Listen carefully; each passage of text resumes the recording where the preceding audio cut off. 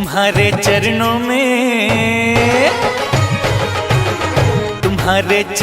में नमन करते हैं बारंबार। फंसी है हे स्वामी नाव मेरी तो अब मझधार। सुना है हमने ये लगाते तुम ही भव से पार। तेरे दर आए हैं तेरे दर आए हैं।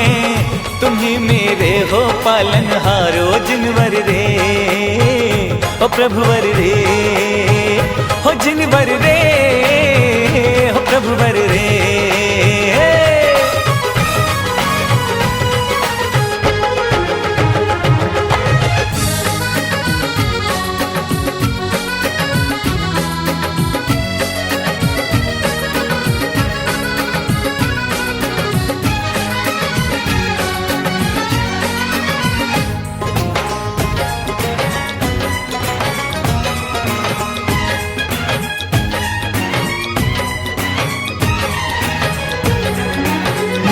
ये तेरी तो सबके मन भाती है। जो एक बार दर आते हैं 100 बार बुलाती है।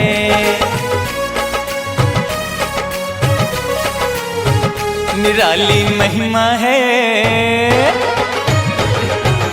निराली महिमा है।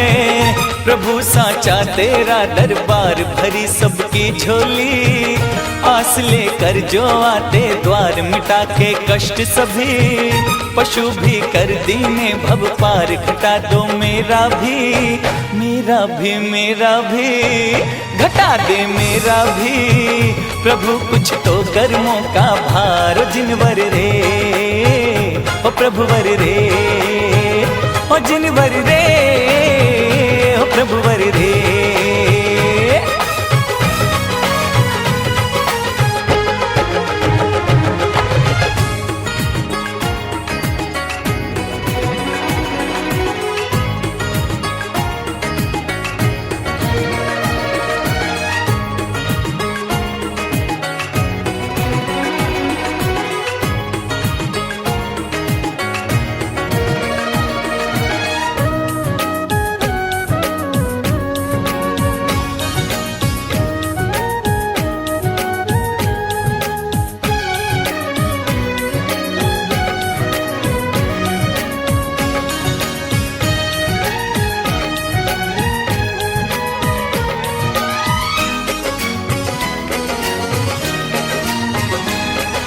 जब तक हूँ संसार में स्वामी मैं तेरे द्वैपार।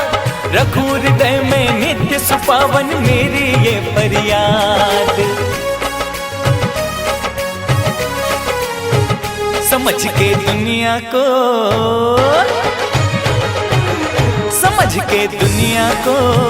स्वयं को मैंने अब तक नाथ भुलाया है निज को।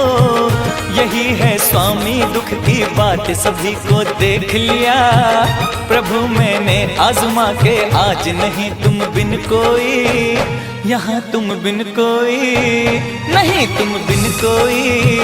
निभाए विश्रुत का जो साथ। जिनवर रे ओ प्रभुवर रे ओ जिनवर रे ओ प्रभुवर रे। हम सबका पूरे दिल्ली वासियों का ये सौभाग्य है कि गुरुवर ने एक छोटा सा अल्प समय अगर दिल्ली एनसीआर मिला ले तो 18 दिन 8 और एक 9 का आंकड़ा अभेद्य अंक होता है। 18 दिन 8 तारीख से लेकर 26 तारीख तक दिल्ली एनसीआर को मिले हैं। इसमें 15 दिन दिल्ली के हैं। हम सबको चाहिए कि इस अवसर का हम अधिक से अधिक लाभ उठाएं और जहां जहां गुरुवर जा रहे हैं नित्य चत पार्श्व जिनेश के संकट सब कट जाए। जैसे रवि के उदय से तिमिर सघन फट जाए। तरण वीतरागी गुरु तारो मुझे ऋषिश। करुणा करो कर से दो आशीष। कर से दो आशीष।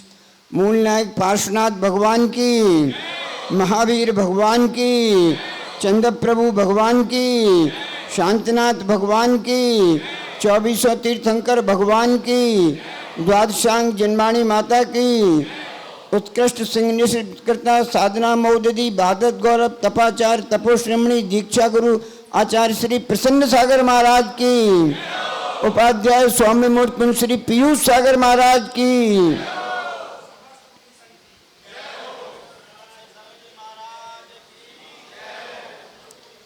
अभी गजेंद्र जी कह रहे थे सब कुछ अभूतपूर्व हो रहा है, लेकिन अब आपके मंदिर छोटे पड़ गए हैं। हम तो 8 तारीख से ये देख रहे हैं कि आपके मंदिर छोटे पड़ गए हैं, जितने भीतर रहते हैं उससे ज़्यादा बाहर खड़े हैं। जादू है गुरुवर का है। महाराज तुम्हारे चरणों में दुनिया क्यों दौड़ी आती है? सब भाग भाग के आ रहे हैं कहाँ कहाँ से। महाराज तुम्हारे चरणों में दुनिया क्यों दौड़ी आती है? कुछ बात अनोखी है तुम में जो औरों में नहीं पाती। एक दिन बरसात का मौसम था, टहलने जा रहा था, सामने इंद्रधनुष बन गया। देख के बहुत अच्छा लगा, बिबग्योर। लेकिन देखते देखते 2 मिनट में इंद्रधनुष विलीन हो गया। एक दिन सुबह पार्क में गया, सरोवर में कमल के फूल खिले थे, उसके पत्ते पर एक पानी की बूंद पर जब सूरज की किरण पड़ी, ऐसी चमक रही थी जैसे मोती किसी ने रख दिया। लेकिन एक हवा का एक झोंका आया और वो बोधी पत्ते से टपक कर अपने अस्तित्व को गंवा बैठी। रात को बरसात हो रही थी, आकाश में बिजली खूब चमक रही थी। कितनी देर के लिए चमकी? क्षण भर के लिए। आचार्यों ने कहा बिजली का चमकना, बूंद का गिरना, इंद्रधनुष का मिटना, इसमें तो और भी ज़्यादा समय लगता है। जीवन तो इससे भी ज़्यादा क्षणभंगुर है, इससे भी ज़्यादा क्षणभंगुर है। एक पिता ने अपने पुत्र को बीटेक एमटेक कराया, पीएचडी कराई, उसकी सर्विस लग गई विदेश में। पिता ने बहुत अच्छे से विदा किया, बेटा जाओ, खूब करोड़ों का पैकेज है, लेके आना। एक इंजीनियर की शादी हो गई थी, पहले चला गया, पत्नी 2-4 दिन बाद वीसा मिला, वो अपने प्रियतम से मिलने जा रही थी पीतम बिहार से। कोई अपने परिवारीजनों से विदा होके जा रहा था, कोई अपने परिवारीजनों से मिलने आ रहा था। सब अपने अपने में मस्त थे। लेकिन अहमदाबाद के एयरपोर्ट से 1:28 पर फ्लाइट उड़ी और 2 मिनट में सबके सपने धूमिल हो गए। जीवन इतना क्षणभंगुर है। आप अपने पति से मिल पाएंगे कि नहीं? मौत नहीं देखती। आपके बेटे को 5-10 साल आपने पढ़ाने में जो रुपए लाखों बर्बाद किए, मौत से नहीं देखती कि उसका करोड़ का पैकेज का 1 महीने की तनख्वाह भी उसे मिल पाएगी कि नहीं। मौत ये नहीं देखती। मौत ये नहीं देखती कि आप हनीमून मनाने जा रहे हो या अपने बेटे या माँ से मिलने जा रहे हो। जब मौत दरवाजे पर आती है तो मौत देखती नहीं किसी को कुछ। हम इसका प्रत्यक्ष अनुभव करते हैं, लेकिन हमें लगता है मौत उसकी आएगी, मौत उसकी आएगी, मौत उसकी आएगी, मेरी मौत नहीं आएगी। बस यही मिथ्यात्व है, यही गलत धारणा है। और ऐसे में जब कोई भानु चौहान का स्टेटमेंट पढ़ने को मिलता है, रास्ते में जाम लगा था, गाड़ी निकल नहीं पाई, ट्रैफिक कंट्रोल को कोस रही थी, जैसे तैसे एयरपोर्ट पर पहुंची, 10 मिनट लेट हो गई, 1:10 पर बोर्डिंग पास नहीं बन पाया, मेरे इतने 1000 का टिकट बेकार हो गया, 50 को गाली दे रही थी, लेकिन एयरपोर्ट से निकल नहीं पाई कि खबर मिली प्लेन क्रैश हो गया। 10 मिनट पहले जो गाली दे रही थी, हे भगवान। बस यही पुण्य काम करता है, यही पुण्य पाप का खेल है और कुछ नहीं है। विडंबना में नहीं रहना। आपके पास करोड़ों की संपत्ति है, ये पुण्य नहीं है। अगर करोड़ों की संपत्ति होती, उसमें करोड़पति भूतपूर्व मुख्यमंत्री बैठे थे, क्या कमी थी? मौत देखते नहीं कि तुम चीफ मिनिस्टर हो कि गवर्नर हो कि सड़क छाप हो, मौत को इससे कोई मतलब नहीं। मौत तो केवल ये देखती है कि तुम्हारा आयु कर्म पूरा हो रहा है तो हम तुम्हें छोड़ने वाले नहीं हैं। 242 मर गए, लेकिन उस भानु चौहान के पुण्य ने साथ दे दिया। जिस जाम को गाली दे रही थी उस जाम ने जीवन बचा लिया। बस पुण्य जीवन में इतना ही करता है। इसलिए मैं बार बार कहता हूं, पैसा इकट्ठा हो चाहे नहीं हो, गाड़ी इकट्ठी हो चाहे नहीं हो, फ्लैट ज्यादा बने चाहे नहीं बने, लेकिन जीवन में इतना पुण्य इकट्ठा कर लेना, जब कोई ऐसा एक्सीडेंट सामने आए तो आपका इकट्ठा किया हुआ पुण्य आपको बचा ले। इतना पुण्य तो अपने जीवन में इकट्ठा कर ले।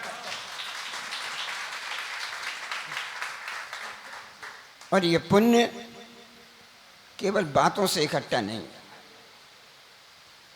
पुण्य खाने पीने से इकट्ठा नहीं होगा। पुण्य चारवाक दर्शन के eat drink and B Mary से भी इकट्ठा नहीं होगा। पुण्य किसी पिज्जा और मैकडोनल्ड और डाउनम में बैठ कर रात को खाने से भी इकट्ठा नहीं होगा। ये तो सारे पुण्य को घटाने वाले साधन हैं। जिन चीज़ों से पुण्य इकट्ठा होता है उसे तो करने में आपको कष्ट लगता है, और जिन चीज़ों से पाप इकट्ठा होता है वो आपको करने में बहुत अच्छी लगती है, बहुत। एक सज्जन अभी कह रहे थे, कल आचार्य श्री का उपवास था, आज पालना होगी, हम आहार दे दें? बहुत मन कर रहा है, पहली बार अशोक विहार में आ रहे हैं, आहार देने का बहुत मन है, दे लें। एक सज्जन साथ चल रहे थे, बोले आचार्य श्री उनसे आहार लेते हैं जो जिनका आजीवन रात्रि भोजन का त्याग हो। आचार्य श्री उनसे आहार लेते हैं जिनका आलू प्याज लहसुन का आजीवन त्याग हो। वो बोले दिल्ली वाले तो प्याज लहसुन के बिना रह ही नहीं पाते। ये उनका उत्तर था अभी 10 मिनट पहले। दिल्ली वाले तो प्याज लहसुन के बिना रह ही नहीं पाते। एक ही चीज़ मिल सकती है, या तो प्याज लहसुन मिल जाए या आचार्य श्री का आहार मिल जाए। अब निर्णय आपके हाथ में कि आप किसे चुन रहे हैं। निर्णय आपके हाथ में है। अगर आपको प्याज लहसुन आलू छोड़ना, रात्रि भोजन छोड़ना बुरा लगता है,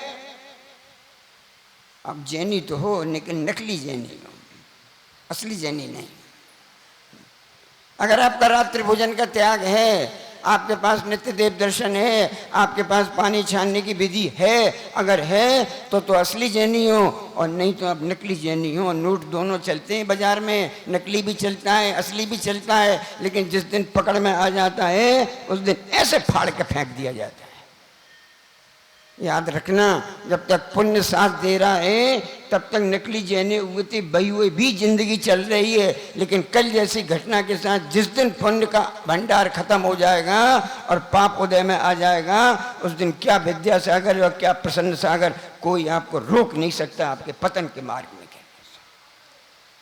अभी गजैन जी ने बहुत अच्छी बात कही, मैंने उसका अपने जीवन में अनुभव किया। उन्होंने कहा परसों रविवार को 3 पीढ़ियां एक साथ आए।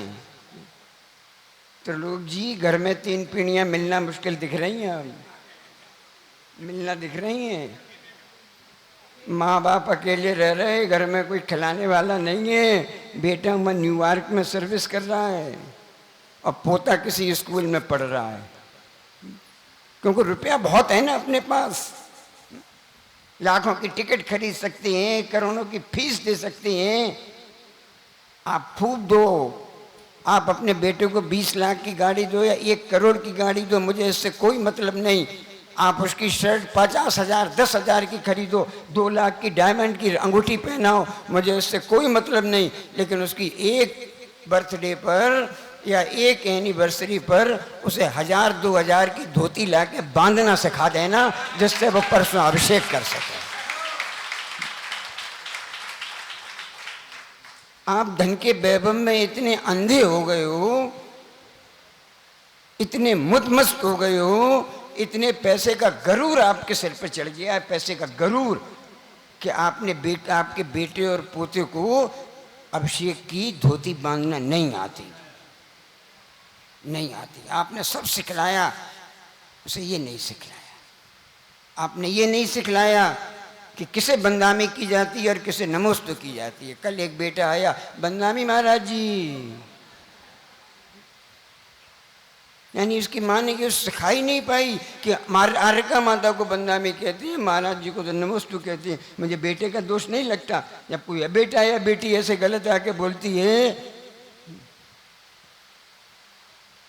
मैं किसी को जब यहाँ मंदिर में या बिहार में स्लीवलेस कपड़े पहने हुए देखता हूँ, मुझे उस बच्ची पे शर्म नहीं आती, मुझे उसके माँ बाप पे शर्म आती है, जिसने ये नहीं सिखा पाया कि महाराज के साथ बिहार करो तो कैसे कपड़े पहन के बिहार, महाराज के दर्शन करने जाओ तो कैसे कपड़े पहन के जाओ, महाराज के पास बैठो तो कैसे बैठो, महाराज से बात करो तो कैसे बात करो। महाराज आपके फ्रेंड नहीं है, महाराज आपके गुरु हैं, ये बात दिमाग में याद रखना। और महाराज से गुरु की तरह व्यवहार करना, महाराज से फ्रेंड की तरह व्यवहार मत करना। अगर ये धारणा है कि हम बहुत धनवान हैं, करोड़पति हैं, अरबपति हैं, इस धारणा को निकाल देना। आप कितने भी हो, लेकिन गुरु गुरु है, गुरु कभी मित्र नहीं हो सकता। ये छोटी छोटी बातें आपके जीवन में पुण्य पाप इकट्ठा करती हैं। जिसकी गजेंद्र जी ने मैं बात कही थी, 3 पीढ़ियां। मैं बड़ा उपकारी हूँ गुरुदेव का, इनने यहाँ तो बाद में बुलाया, लेकिन इनके दिमाग में कोई 5 वर्षीय योजना घूम रही थी, इनके मन में बहुत कुछ घूमता है। 18 अप्रैल 23 को एक सोने की मूर्ति शांतिनाथ भगवान की बनवा के इन्होंने कहा, सुशील अपने घर में इसे विराजमान कर लो, गुरु का आशीर्वाद मिल जाए। हम तो जब 8 से मकान बना तब से महाराज चैत्यालय बना लें, नहीं चैत्यालय बना लें, नहीं चैत्यालय बना, हमने तो कहने ही छोड़ दिया। कितनी बार पूछे, तो बनवाते ही नहीं, मैंने कमरा खाली पड़ा था लगभग। एक दिन खुद बोले चैत्यालय बनाना है, हमने कहा हम तो गुरुदेव इतने कहते थक गए। बोले समय नहीं था, अब समय आ गया, मूर्ति स्थापित हो गई। और जिस बात को गजेंद्र जी ने कहा, 5 वर्ष मैंने अपने बेटे के साथ और अपने पोते के साथ नित्य अभिषेक और शांति धारा की। नित्य, अगर उसका 8 बजे स्कूल जाता था तो वो भी 7:30 बजे, चाहे गर्मी हो चाहे सर्दी हो, अभिषेक करके जाता था। और तब जब उतने 10-15 मिनट उसमें लगते थे, मुझे लगता था करोड़ों की संपत्ति, अरबपतियों की संपत्ति, गाड़ी, मकान, वैभव, हवाई जहाज सब बेकार है इस पुण्य के सामने कि 3 पीढ़ियां एक साथ खड़ी होकर अभिषेक शांति धारा कर रही हैं। उसके आनंद को मैंने अनुभव किया है। और अगर गजेंद्र जी ने आचार्य श्री की अनुमति से आपको ये अवसर प्रदान किया है तो हम कह रहे हैं परसों भूलना मत आप इस अवसर।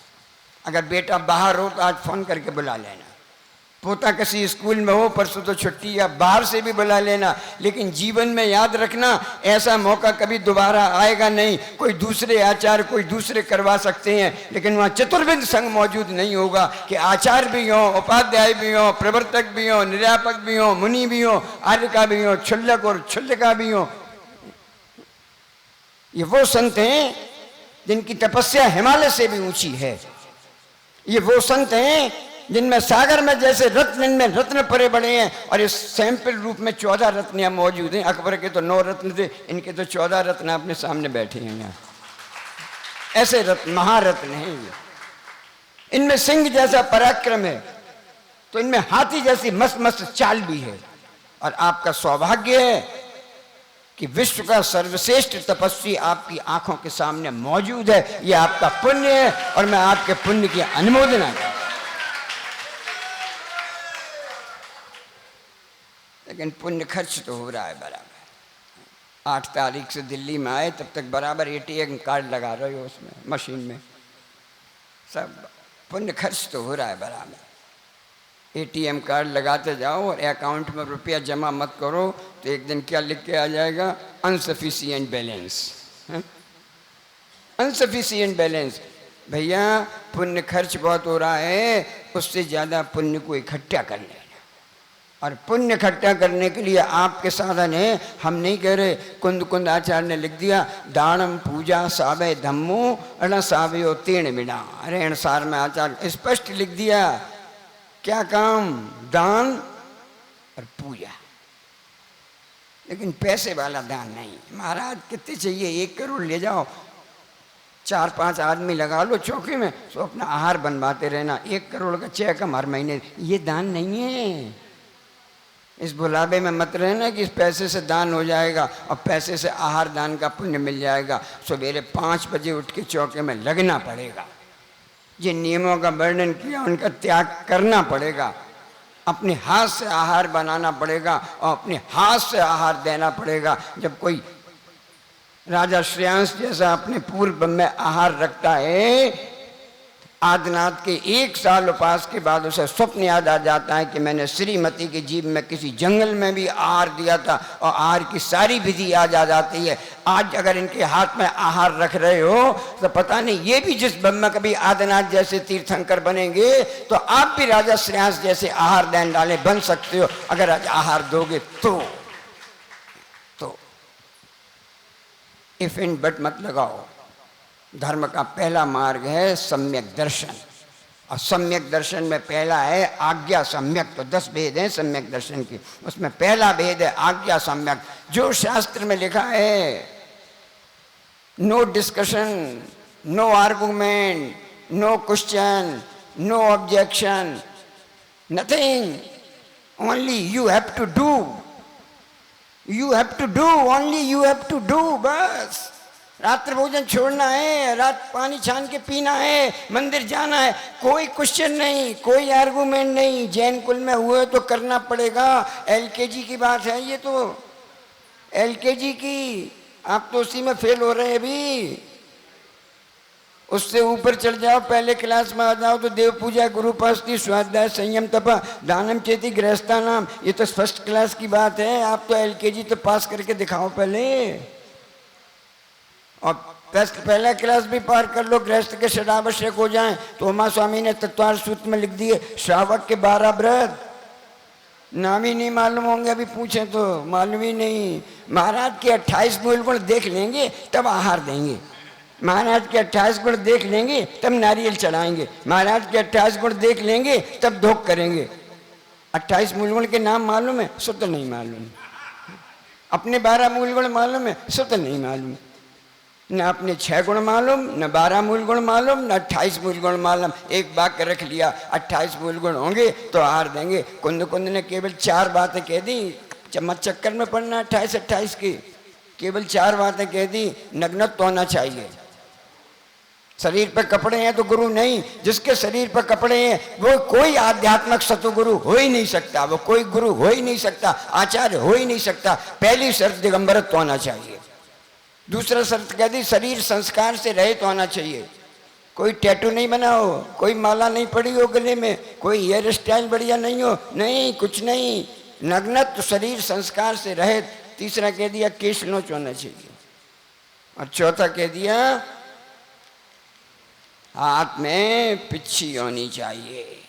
जैसे मीरा कहती थी ना, मेरे तो गिरधर गोपाल दूसरों न कोई, जाके भाल मोर पंख मेरो पति सोई। मीरा ऐसे कहती थी, आप भी कह देना मेरे तो निर्गंत गुरु दूसरों न कोई, और जाके हाथ मोर पिछ मेरो गुरु सोई। बस रट लो, केवल इस वाक्य को रट लो, इसके अलावा कोई दूसरा गुरु हो ही नहीं सकता। आप तो बस ये 4 लक्षण देखो। आचार्य सोमसेन सूरी ने लिख दिया, भुक्त मात्रे प्रदान का परीक्षा तपस्वी नाम। तो मात्र आहार देने के लिए, भोजन देने के लिए क्या परीक्षा करता है? आचार्य सोमदेव सूरी लिख रहे हैं शस्त्र, भुक्त मात्र प्रदान का परीक्षा तपस्वी नाम ते संतो असंतो वा ग्रही दानेन शुद्धयति। वे शुद्ध हैं अशुद्ध हैं कैसे हैं, लेकिन तुम्हारा काम तो दान देना है, बस दान दे के अपना काम करो। लेकिन दान देने के लिए मिनिमम क्वालिफिकेशन तो चाहिए, मिनिमम क्वालिफिकेशन तो। और ये काम रुपए से नहीं हो सकता, ये काम आपकी कोठियों और फ्लैट से भी नहीं हो सकता, ये काम आपकी 1 करोड़ की गाड़ी भी नहीं करा सकती। ये काम करा सकती है तो आपका आचरण करा सकता है। इसलिए मैं बार बार इस बात को दोहराता हूँ, if wealth is lost nothing is lost, if health is lost something is lost, and if character is lost everything is lost. और अगर आपके करेक्टर की मिनिमम क्वालिफिकेशन अगर आपसे छूट रही है, आपको शर्म लग रही है, आपको पालन करने में लग रही है, आपका MBBS MD करना बेकार है, आपका MTech PhD करना बेकार है। ऐसी शिक्षा से कोई फायदा नहीं जो हमारा अभिषेक छुड़ा दे, ऐसी शिक्षा से कोई फायदा नहीं जो हमें आहार देने से छुड़ा दे, ऐसे लफ्ज़ से कोई फायदा नहीं जो हमारे परिवार को मुनि के आहार देने से रोक दे, ऐसे लफ्ज़ से कोई फायदा नहीं। बातें बहुत हैं, समय की अवधि पूरी हो गई। इसलिए केवल इस बात से इतना कह रहा हूँ, थोड़ा सोचो। पैसा बहुत कमा लिया, परिवार को देखो, परिवार बिखर रहा है। आपके और पत्नी के संबंध बहुत अच्छे नहीं हैं, सास और बहू के संबंध बहुत अच्छे नहीं हैं, भाई बहन के संबंध बहुत अच्छे नहीं हैं, माँ बेटे के संबंध बहुत अच्छे नहीं हैं। बुरा मत मानना, बिल्कुल स्पष्ट कह रहा हूँ, हाथ में पिच्छी लेके कह रहा हूँ, संबंध अच्छे नहीं हैं। घर स्वर्ग से नरक बनता जा रहा है, एक दूसरे के पास बैठने की फुर्सत नहीं है। हमने वो दिन बताए जब दादी, बाबा, माता, पिता, हम 4 भाई बहन एक साथ बरसुया के सामने बैठ के मूंगफली खा के मज़ा लेते थे। रात को कितना मज़ा आता था। अपने घर में देखना 6, 7, 8 जने हैं, वो भी एक संग मिल के खाना नहीं खा सकते, एक संग मिल के टीवी नहीं देख सकते। पत्नी अपने कमरे में देख रही, माँ बाप अपने कमरे में देख रहे, बेटा अपने में देख रहा। पैसा इतना हो गया कि हम घर में, हर घर में टीवी लगा सकते हैं, लेकिन पैसा वो प्यार नहीं दे सकता जो आपको एक साथ बिठा सके। इसलिए बहुत कुछ मत करना। जब घर में किसी की बर्थडे और एनिवर्सरी हो, कम से कम उस दिन एक साथ मिलके खाना खा लेना। जिस दिन बर्थडे एनिवर्सरी हो उस दिन सब लोग मिलके एक शांति विधान आके कर लेना। अगर एक पार्श्वनाथ कल्याण मंदिर विधान यहाँ कर लिया, पार्श्वनाथ की कृपा आप पे बरसती रहेगी। पार्श्वनाथ की जय बोलने से कृपा नहीं बरसेगी, बरसेगी 10 नंबर। और अगर कल्याण मंदिर विधान सपरिवार बैठ के कर लिया, सपरिवार 3 परिक्रमा लगा ली, सपरिवार धूप दे लिया, आज सपरिवार आहार देख लिया, तो विश्वास रखना वो पुण्य आपके साथ जीवन में ऐसा आएगा जो भानु चौहान को अगर मरने से बचा सकता है तो आपको भी नरक में जाने से बचा सकता है। बोलिए तपाचार्य श्री प्रसन्न सागर महाराज की, महाराज की, महाराज की। बस इस जीवन को सुखी बनाने के छोटे छोटे सूत्र हमको दिए, हम कोशिश करें कि उनको अपने जीवन में ग्रहण करें। आपका अधिक समय नहीं लेते हुए मैं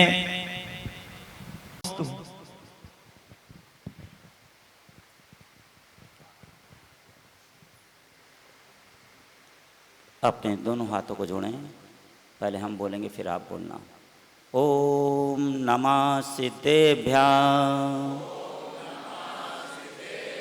ओम नमः सिद्धेभ्यः, ओम नमः सिद्धेभ्यः।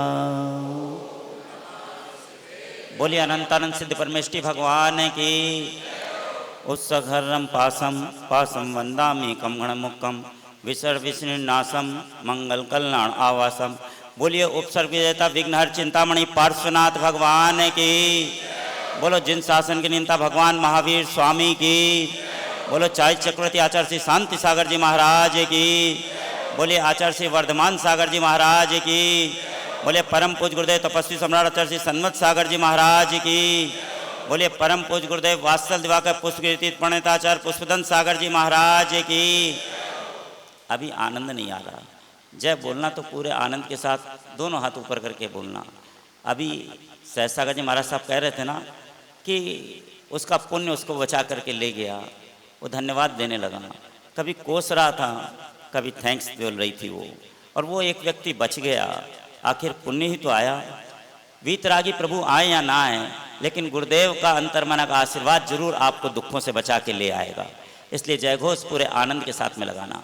बोले परम पूज गुरुदेव वात्सल दिवाकर साधना महोदधि आत्मितंकर तपाचार आचार्य श्री प्रसन्न सागर जी गुरुदेव के। अहिंसामय विश्व धर्म के, मानव धर्म के।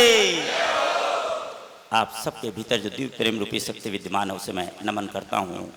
मेरा प्रेम स्वीकार करें। यहाँ पर आकर ये लग रहा है चोपड़ा कुंड में जैसे पारसनाथ भगवान विराजमान है, वो दिल्ली में ही विराजमान है, दूर नहीं है।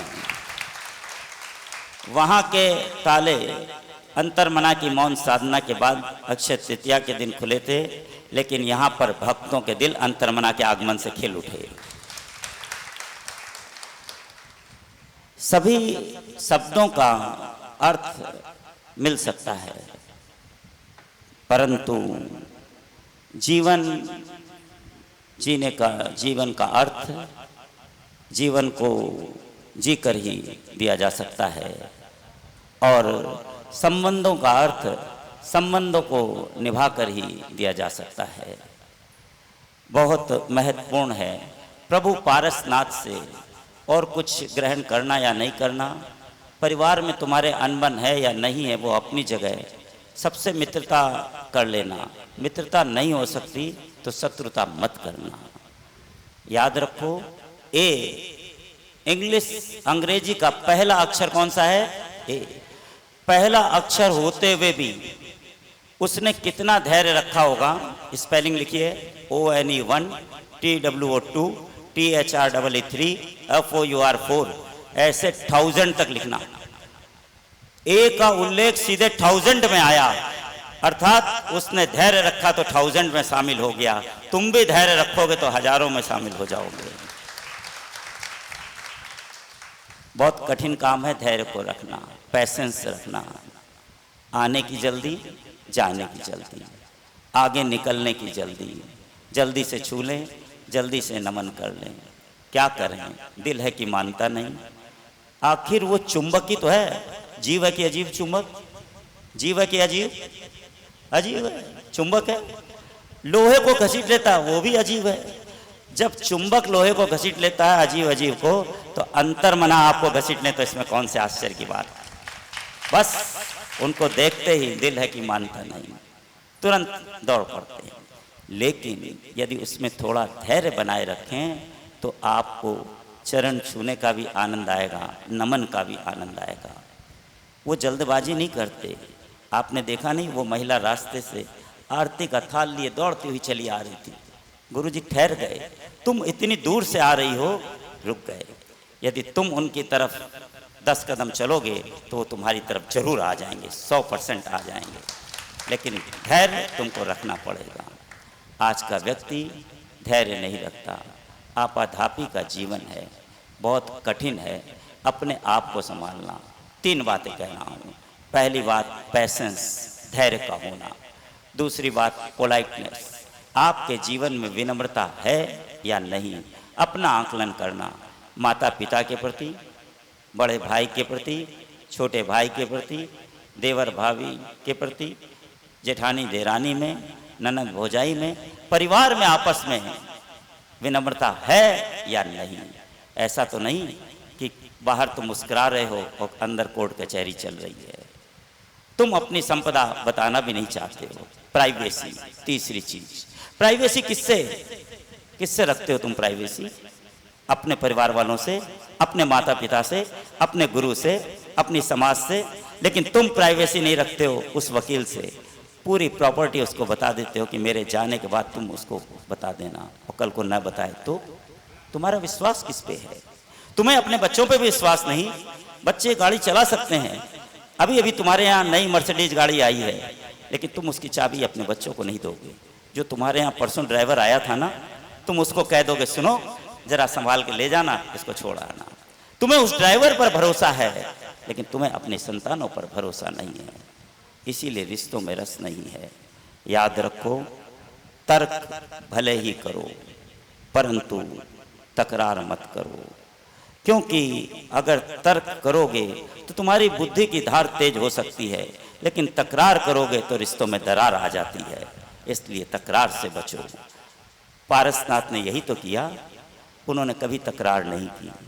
तुम्हारे पास क्या है तुम दो, मेरे पास क्या है मैं दूंगा। अंतर्मना के जीवन की घटना। कलकत्ता की तरफ वेस्ट बंगाल में विहार हो रहा था। यही भीषण गर्मी का समय था और साथ में लोग चल रहे थे। मध्याह्न की बात है। गाड़ियां लाइन से 50-60 गाड़ियां लाइन से खड़ी थी। साथ में चलने वाले बच्चों ने कहा महाराज इधर से चले ना, थोड़ा सा अच्छा रहेगा। ठीक है, चल पड़े।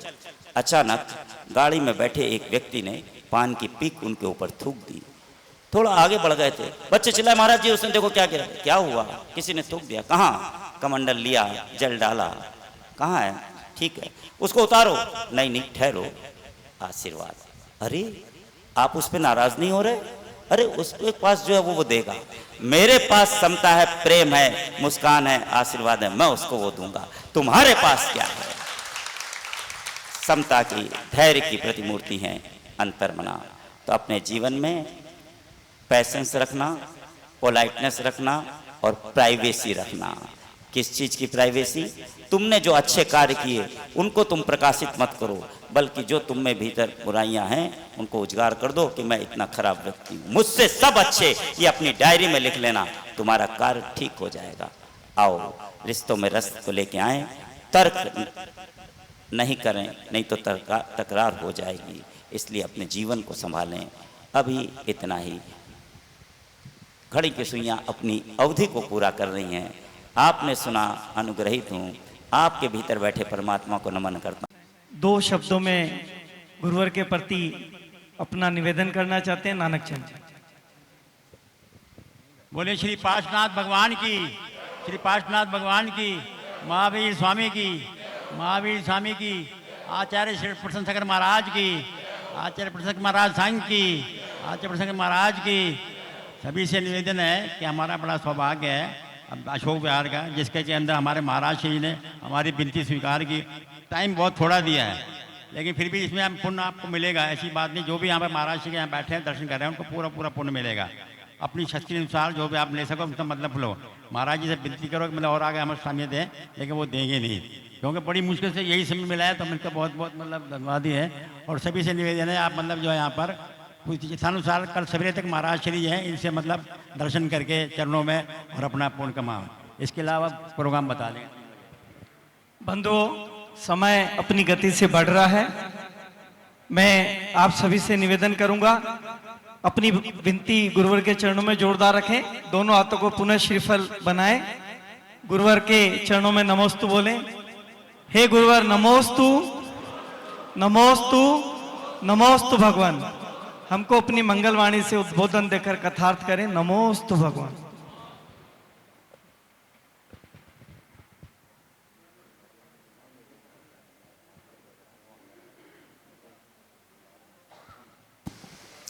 प्रातः के 9:01 हो रहा है, मात्र 25 मिनट बोलेंगे। दोनों हाथों को जोड़ें, रीढ़ को सीधा करें। ओम नमः सिद्धिभ्यः, ओम नमः सिद्धिभ्यः, ओम नमः सिद्धिभ्यः। मंगलम भगवान वीरो, मंगलम गौतमो गणी, मंगलम कुंद कुंदाद्यो, जैन धर्मोस्तु मंगलम। सर्वमंगल्य मांगल्यम सर्वकल्याणिकारिकम, प्रधानां सर्वधर्माणां जैनम जयतु यया नननुना नना मम मम मम ममी ताता तीति ततोतिता ततोतिता तुतिता त्रोति त्रोति ततोतिता ततोताति ततोतोति ततिताति ततोततः। पुष्पदंति को नित नमो तजनी को अज्ञान, दो आशीष अभय मुझे करूं आत्मिक कल्याण। पूरी चैतन्यता के साथ, पूरी निष्ठा के साथ, पूरी अंतरंगता के साथ, पूरी विशुद्धि के साथ उनकी जय घोष, जिनके हम आप सब हैं, जिन्होंने सब कुछ पा लिया है, अब जिन्हें कुछ भी पाना शेष नहीं रहा, उन पावन परमात्मा की अनंत अनंत ऊंचाइयों को पाने के लिए अपने छोटे छोटे हाथों को ऊंचा करें और नाभि से जय घोष लगाएं। हाथ छोटे हो सकते हैं पर हिम्मत छोटी नहीं होनी चाहिए। पूरी चैतन्यता के साथ अहिंसा परमो धर्म की, भगवान आदिनाथ स्वामी की, भगवान पद्म प्रभु चंद्र प्रभु वांसको शांतिनाथ मुनिसुब्रत नमीनाथ पारसनाथ महावीर स्वामी की, बचे हुए सभी भगवान की, परम पूज अंकलिका राधी सागर जी महाराज की, परम पूज चारित्र चक्रवर्ती श्री शांति सागर जी महाराज की, परम तपस्वी सम्राट श्री सन्मति सागर जी महाराज की, परम पूज गुरुवराचार्य श्री पुष्पदन सागर जी महाराज की, विश्व धर्म की, मानव धर्म की।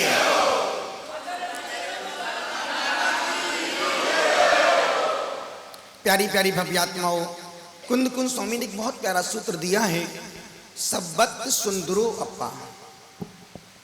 संसार में, ब्रह्मांड में सबसे सुंदर यदि कोई चीज है तो वो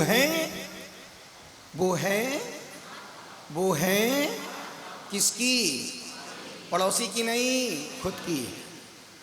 संसार में सबसे सुंदर यदि कोई चीज है तो वो है। इसलिए कोई जीव मरना नहीं चाहता है। यदि चींटी सुबह सुबह मॉर्निंग वॉक पर जा रही है, या अपनी फ्रेंड से मिलने जा रही है, या किसी रिसेप्शन में जा रही है, या किसी किट्टी पार्टी में जा रही है, और यदि उसको किसी के पैर का धक्का लग जाए, तुरंत वो अपनी दिशा को बदल देती। वो भी मरना, जब चींटी मरना नहीं चाहती तो आदमी क्यों मरना चाहेगा?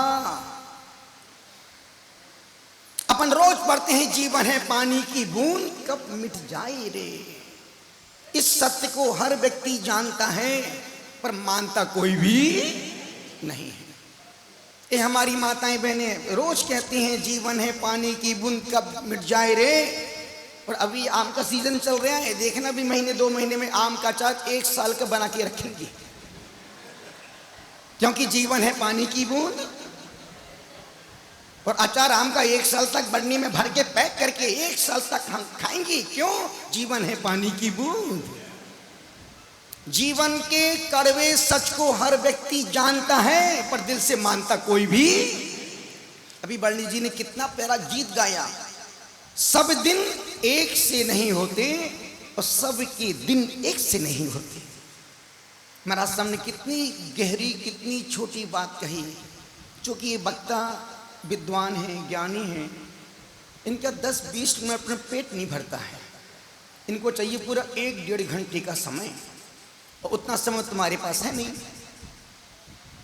उतना तुम्हारे पास समय, तुमको 1 घंटे में 3-4 को सुनना है, और सबको सुनना है, उसमें भजन भी सुनना है, सिर पर भी चढ़ाना है, निमंत्रण भी, निवेदन भी करना है, और 9:30 भी बजाना है। और निवेदन कर रहा हूं, हम भी लंबा समय देना नहीं चाहते, कम समय में ज्यादा समय, कम समय में ज्यादा माल। क्योंकि अब आज के आदमी की हजम करने की क्षमताएं खत्म हो गई हैं। पहले का आदमी खूब खाता था, खूब पचा लेता, पूरा हजम कर लेता था। पर आज का आदमी 5 रोटी खा ले तो दिन भर गार्डन में घूमेगा या फिर लैट्रिन बाथरूम जाएगा। क्यों? उसको हजम नहीं हो रहा है। ज्यादा सुनना भी कार का नहीं है, उतना सुनो जिससे जीवन में परिवर्तन। महाराज साहब ने बहुत प्यारी बात कही कि आज की तारीख में घर नरक बनते जा रहे हैं। बेटा बाप से दुखी है, बाप बेटे से दुखी है, बहन भैया से परेशान है, तो माँ बच्चों से दुखी है। माँ कही हे भगवान बच्चे नहीं होते तो कितना अच्छा रहता, और जब नहीं थे हे भगवान पारसनाथ एक ही बच्चा दे दो, कैसा ही दे दो, काला कलूटा कैसा ही दे दो, एक बच्चा दे दो। और हो गया, हे भगवान काय को बच्चे हो गए। जब ठंडी आती है तो हम सूरज को गालियां बच्चे अभी तक निकला नहीं, देखो तो भगवान 10 बजे अभी तक दिख नहीं रहा, निकला नहीं। और गर्मी में 5 बजे निकल, हे भगवान देखो सुबह से निकल गया। जल्दी निकल जाए तो भी सुनना है, और नहीं निकले तो भी सुनना है। 3 पीढ़ियों ने एक साथ अभिषेक किया घर में। हमारे बरनी जी महाराज साहब भी बोलते कि महाराज श्री जब तक हम घर में थे, पोता बेटा और मैं एक साथ अभिषेक करते थे। यहाँ नहीं आए, इनके वो संस्कार इनको आज यहाँ तक लेके आए हैं। और इन विद्वानों का, इन साधुओं का एक ही उद्देश्य है, जैसे सब लोग मर रहे हैं वैसे तुम मत मरना। देखा निकल 50 सेकंड में सबकी जिंदगी खत्म हो गई। 50 सेकंड में उसमें सिर्फ 2 लोग बचे। 2 लोग बचे। एक जो ट्रैफिक में जिसकी फ्लाइट मिस हो गई वो बच गया, और एक उसमें बच गया। सिर्फ 20-30 सेकंड का खेल। देखो जिसकी आयु कर्म शेष थी उसको मौत भी नहीं मार पाई, और जिसका आयु पूर्ण हो गया था उसको भगवान भी। नहीं बचा पाए। तुम्हारे अपने हाथ में कुछ भी, एक छोटा सा प्रश्न पूछूं, बोलो हाँ, बोलो ना हाँ। तुम तो ऐसे हाँ बोलो जैसे रो रहे हो। यदि तुम्हारे पास जीवन और मौत से तुम जूझ रहे हो और तुम्हारे पास 10 सेकंड का समय है और 10 सेकंड में तुम निपट जाओगे और परमात्मा तुम्हारे पास खड़ा है, परमात्मा तुमसे बोल रहा है, पूछ है तुम्हें क्या चाहिए। 10 सेकंड बचे, 10 सेकंड प्रारंभ हो गए, तुम्हें क्या चाहिए। पर उस समय तुम परमात्मा से क्या मांगोगे। मरना तो है ही, सिर्फ 10 सेकंड की जिंदगी तुम्हारी बची है। 6 सेकंड निपट गए, 4 बचे, 3 बचे, क्या मांगोगे। जल्दी, समय खत्म हो रहा है। अगले इस जन्म में तो बनेगा, अगले जन्म में साधु बनेगा। अभी रात में खाएगा, दिन में पिएगा, रात में खाएगा। अगले जन्म, अगला जन्म देखा किसने है बाबू। जिसका आज का जन्म, जिसका आज अच्छा नहीं वो उसका कल अच्छा आने वाला नहीं है। पूरा समय खत्म हो गया, मर गए। हर क्षण व्यक्ति मर रहा है। वर्ण जी ने बहुत अच्छी बात कही, गणेश प्रसाद वर्ण जी ने अपनी जीवन गाथा में, उन्होंने कहा काल सिर पे सवार है, काल सिर पे सवार है, कदम कदम पर पाप है और पलक उठाते ही जहर चढ़ता है।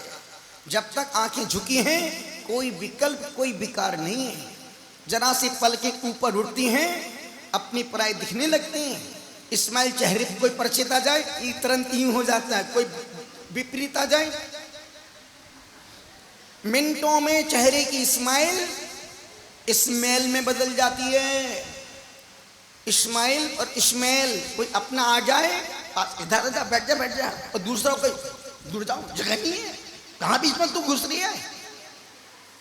अपने को देख के इस्माइल आती है और विपक्षी को देख के इस्माइल आती है। आचार्य कहते नहीं,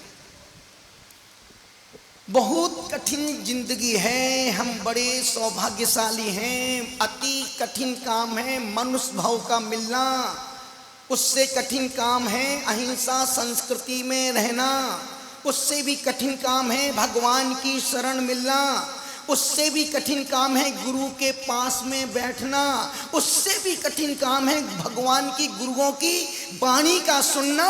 और फिर भी हम ना सुधर पाए, इससे बड़ा दुर्भाग्य इस जीवन का दूसरा कोई हो ही नहीं सकता है। इनके घर में क्या कमी थी। बेटा डॉक्टर, एक खुद डॉक्टर, बहू डॉक्टर, कोई कमी नहीं थी। फिर भी सब छोड़ छाड़ करके दिगंबर होके बैठ गए। खाने को रोटी नहीं, पहनने को लंगोटी नहीं, रहने को झोपड़ी नहीं। और हमने भारत देश में एक ही विद्वान देखा जिसका महल नुमा मकान बना रखा है। महल नुमा बड़ा भारी मकान, यदि 50-50 का संग आ जाए तो घर में ठहर जाए। और वो भी समाज के पैसे से नहीं बनाया।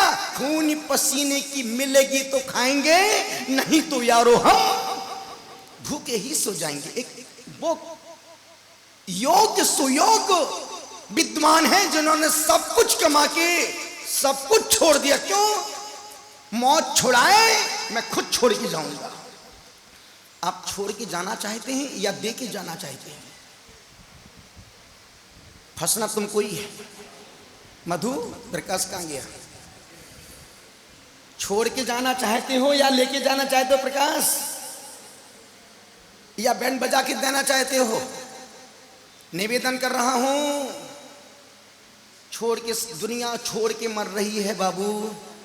दे के जाओगे, मरने के बाद भी तुम जिंदा रहोगे। और छोड़ के जाओगे, बेटे ही कोर्ट कचौरी करेंगे, जिंदगी भर तुम्हें अभिशाप और गालियां देते ही रहेंगे।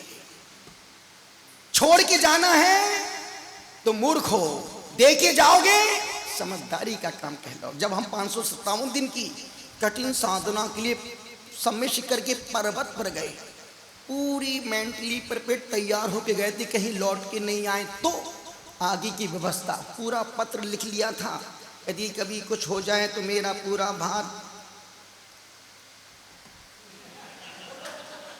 मुस्कुराहट देखो, निवेदन करो पूरा सब कुछ सोच के। हम तो पारसनाथ भगवान के पास कफन बांध के ही गए थे लौट के, तो क्योंकि ये व्रत बच्चों का खेल। और इस पंचम काल में बाप रे बाप, ओ माई गॉड, जहां व्यक्ति हर 10 मिनट पर 10 घूंट पानी पीता है, उस समय इस भीषण गर्मी में, और यही मई जून का महीना हम पहाड़ पर बैठे रहते थे अकेले पागलों जैसे। जब सिद्धवर कूट में गुरुदेव से 5 नियम लिए थे, गुरुदेव मैं बड़ी साधना करने जा रहा हूं, आशीर्वाद दो। बोले बहुत कठिन मार्ग है, संभल के करना, खुद को खुद का ध्यान रखना पड़ेगा। जी गुरुदेव।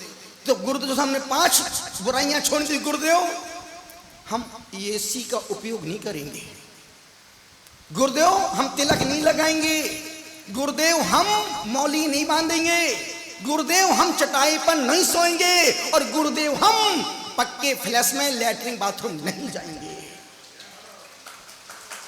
5 नियम। गुरुदेव इतनी मुस्कुराए, बोले बेटा मार्ग तो यही है, मार्ग तो यही है।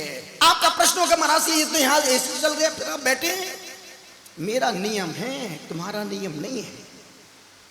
मैं अपने लिए कभी ना एसी चलवाता हूं, ना एसी में जाके सोता हूं। अब परसों जब हम अविरोहिणी सेक्टर 11 में थे, छत पर रूम दे दिया, अच्छी खासी गर्मी, लगातार पसीना निकल रहा है, पर नहीं। तो जिनसे हमने संकल्प नियम लिया है, वो संकल्प में हम कभी समझौता नहीं करेंगे। मैं अपने लिए खुद कभी यूज कभी नहीं करूंगा। क्यों? हमने किससे नियम लिया है? इस युग के भगवान विद्यासागर महाराज से। जब उनसे नियम लिया है तो हम प्राण जाए पर वचन ना जाई, पर महाव्रतों की रीत सदा चली आई। समझौता कभी व्रत नियम संकल्प से कभी नहीं करेंगे। इस तो चली, इससे मुझे कोई मतलब नहीं है। परसों रात की बात है, कमरे में खूब गर्मी थी और बाहर हॉल में पूरा बिंदास एसी लगा था। हम चाहते तो बाहर सो सकते थे। मन ने कहा नहीं, नियम टूट जाए। यदि तुम कमरे से वहां जाके सोगे, तुमने इंटेंशन पूर्वक उसका उपयोग कर रहे हो। मन ने कहा छत, या तो छत पे जाओ या फिर कमरे में पड़े रहो। निवेदन इतना सा कर रहा हूं, नियम लेना सरल है, पर उनको निभाना कठिन नहीं है, बहुत कठिन है। बच्चों का खेल नहीं है।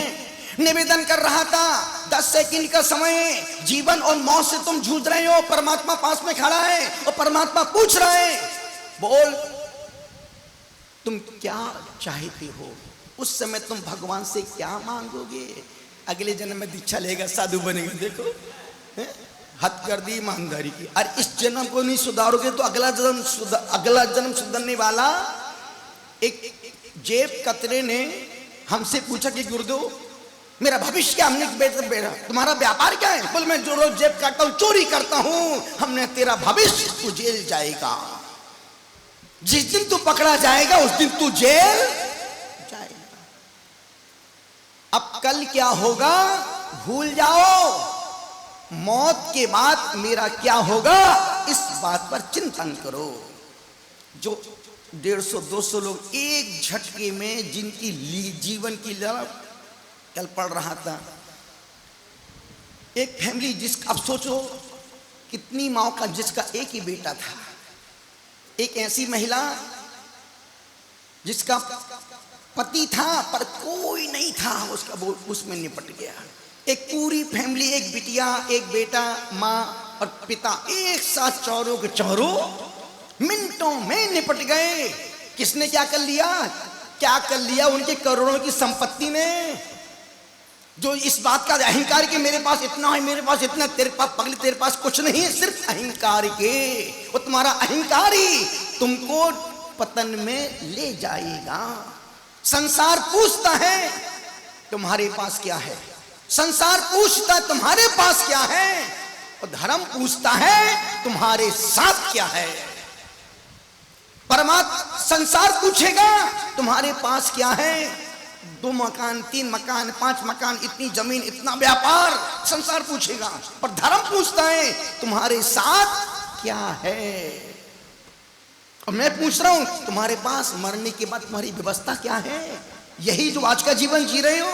बेटा बाप को नहीं मानता, बेटी माँ को माँ नहीं समझती है, बहू सास को सास नहीं समझती है, ससुर बहू को बहू नहीं समझता है। घर है कि नरक। और रोज दुख परेशानियां, एक भी परिवार ऐसा नहीं मिलेगा जिसमें घर में मन की शांति हो।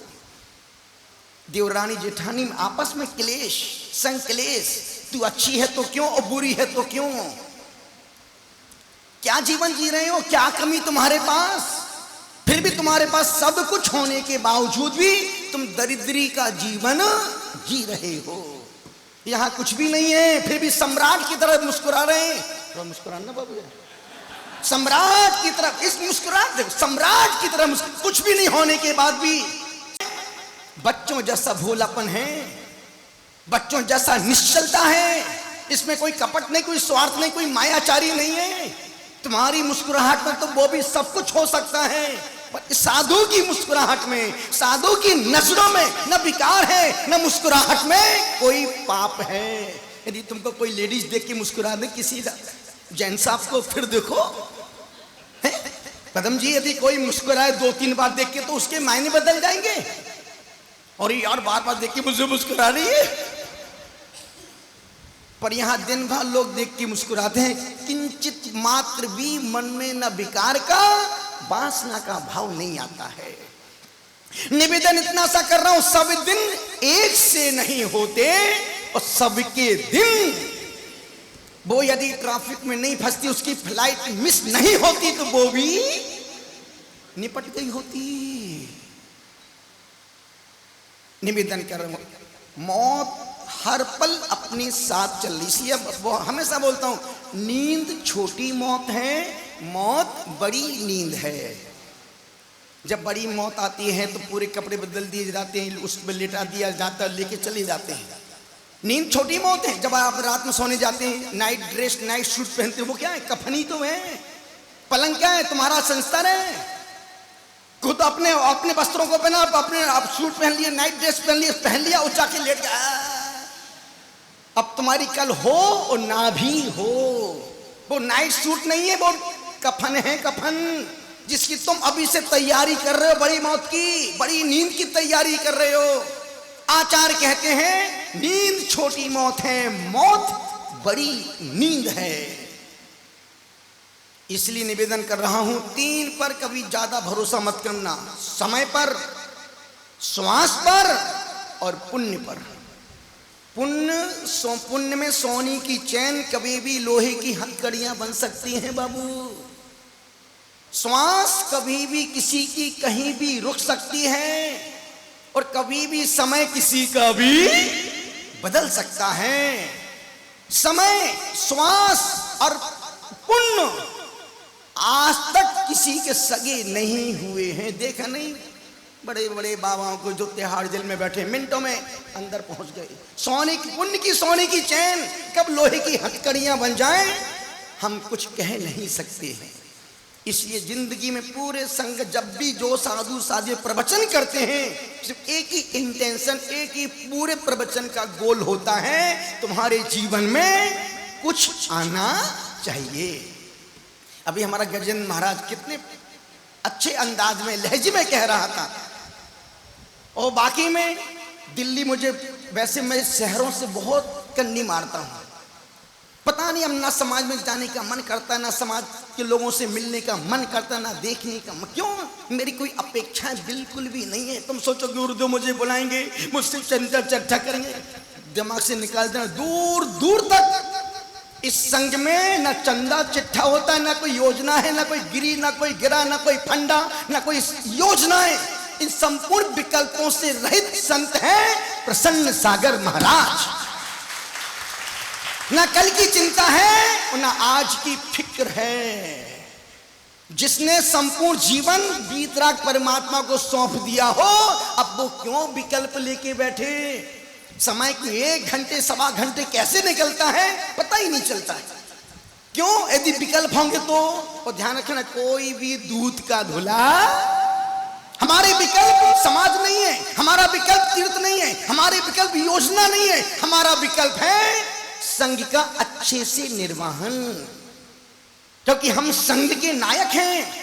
हमारा विकल्प है संघ की अच्छी साधना। महाराज साहब, अच्छी साधना, अच्छी साधना संघ का, संघ की साधना अच्छी चर्या है। इनकी चर्या, इनका व्रतों का पालन करना ये हमारा। बाकी मुझे कोई समाज से कितने बड़े बड़े धनपति आते देखता ही नहीं, क्यों? मुझे उनसे कोई काम नहीं है। हम कभी किसी को ना कभी फोन करते, ना कभी फोन से बात करते, ना वीडियो कॉल करते, ना कॉल करना पसंद करते। क्यों? बनने में जिंदगी लगती है और मिटने में एक पल भी नहीं लगता है। खुद को खुद की बनाना है तो दूरी मेंटेन करना पड़ेगा। आपका पूरा समय हुआ 25 मिनट। यही कह रहा हूं, सब दिन एक से नहीं होते, सबके दिन एक। कितनी प्यारी पंक्ति थी, देख लो अशोक विहार वालों, देख लो, जान लो और जाने दो। देख लो, आंख हो तो मुझे देख लेना, आंख हो तो मुझे देख लेना, कान हो तो सुन लेना। कुछ देर पुकारूंगा और यहां से आहार के लिए चला जाऊंगा। निवेदन कर रहा हूं, आप कितना ही सुनो, कभी कान दुखने वाले नहीं हो, तुम बोर होने वाले नहीं हो। पर समय की अपनी मर्यादा है। गर्मी का मौसम है, पूरा संघ बैठा है। बस यहाँ से उठेंगे, वहाँ जाएंगे, वहाँ से वहाँ जाएंगे, वहाँ से वापस आ जाएंगे, फिर वो करेंगे। फिर 3 साढ़े 3 बजे स्वाध्याय होगा, 4:30 बजे गुरु पूजा होगी, 5 बजे प्रतिक्रमण करेंगे, उसके बाद 6 बजे फिर चले जाएंगे, 1-1.25 घंटे की समय करेंगे, फिर 7:15 बजे फिर आपसे मिलेंगे। तब तक के लिए शुभकामनाएं, all the best, God bless you, I bless you. दोनों हाथों को जोड़ें।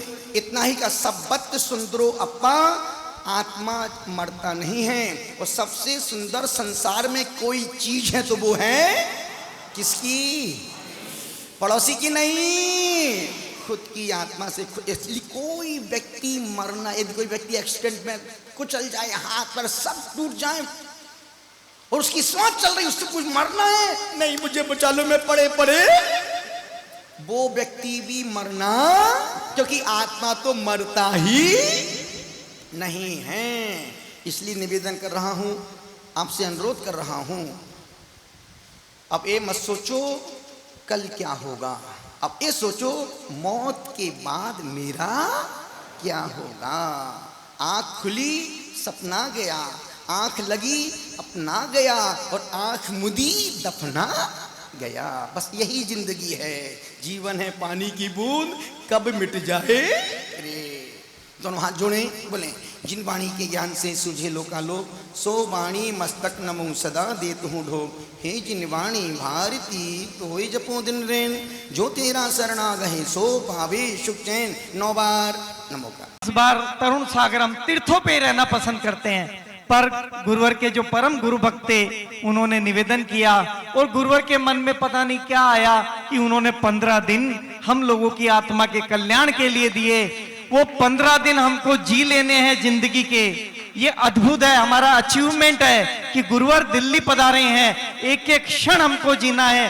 दिन में 3:30 बजे स्वाध्याय, उसके पश्चात 4:30 बजे गुरु पूजा, 5 बजे से 6 बजे प्रतिक्रमण। अद्भुत। आपने अगर अभी तक नहीं किया हो तो आज अवश्य प्रतिक्रमण के लिए उपस्थित हो, और जीवन की वो आनंद यात्रा भक्ति से सरोवर सायं 7:15 से 8:30 अवश्य समय निकालें। और परसों